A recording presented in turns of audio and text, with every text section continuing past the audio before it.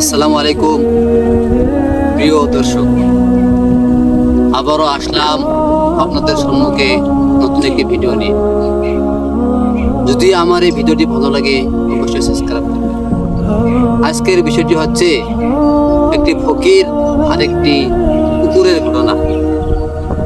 যদি ভালো লাগে থাকে অবশ্যই সাবস্ক্রাইব করবেন।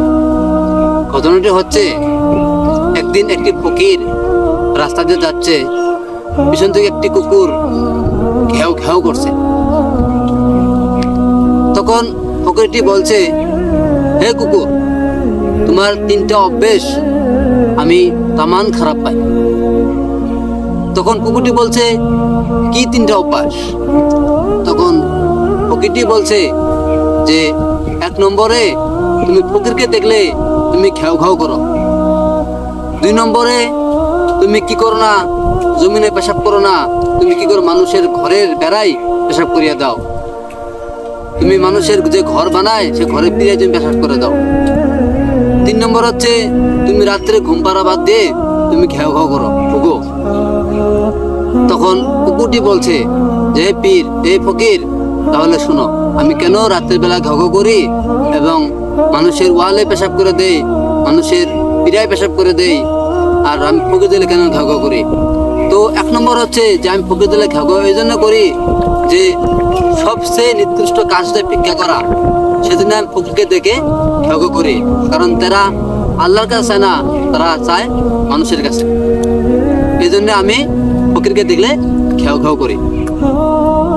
2 নম্বর হচ্ছে, আমি কেন মানুষের ওয়ালে পেশাব করে দেই, কেন মানুষের পীড়ায় পেশাব করে দেই?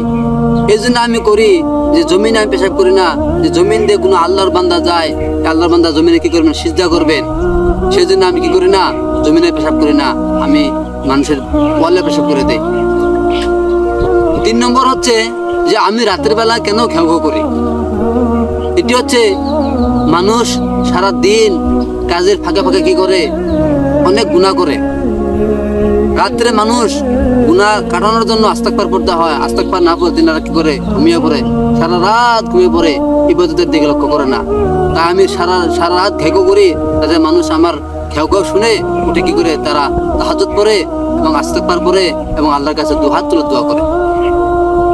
তো আজকের বিষয় ছিল এটাই যে, আমরা সারাদিন গুনাহ করি, আমরা কি করি না, আল্লাহর কাছে ক্ষমা চাই না, আমরা নামাজের দিকে আমাদের মন বসে না, আমরা ভালো কাজের দিকে আমাদের মন বসে না।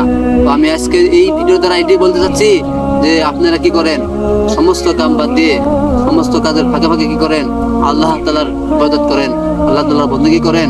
আল্লাহ তাআলা বন্দেগী করলে আল্লাহ জান্নাত দিবে, আর যদি আমরা আল্লাহ তাআলার বন্দেগী না করি, আমার কি পাবো না, জান্নাত পাবো না। তো ভাই ও মহতারাম দোস্ত বুজুর্গ, যদি আমার এই গল্পটি ভালো লাগে অবশ্যই শেয়ার করে অন্যকে দেখার সুযোগ করে দিবেন, অন্যকে দেখলে যাতে তিনারা এই গল্পের দ্বারা ভালো হয়।